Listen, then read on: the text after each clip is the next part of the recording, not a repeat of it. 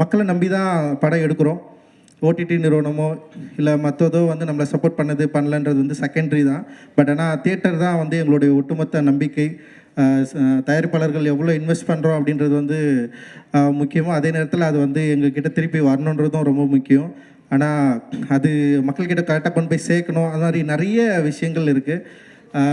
இப்படி வர சின்ன படங்கள் இன்னைக்கு இருக்கிற சூழலில் வந்து மக்கள் கொண்டாடுறது, மக்கள் வந்து அதை செலிப்ரேட் பண்ணுறது, சின்ன சின்ன படங்கள் வந்து இவ்வளோ பெரிய வெற்றி அடைகிறது, குறிப்பாக சிறையோட கலெக்ஷன் வந்து உண்மையிலே பெரிய நம்பிக்கை தருது லலித் சார்.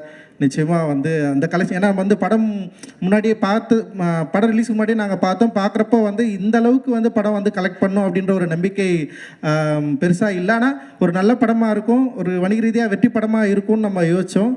ஆனால் அதை மீறி வந்து கமர்ஷியலாக அண்ட் வந்து இவ்வளோ மக்கள் வந்து பெரிய சப்போர்ட் பண்ணுவாங்க அப்படின்றது வந்து உண்மையிலேயே ரொம்ப ரொம்ப மகிழ்ச்சி.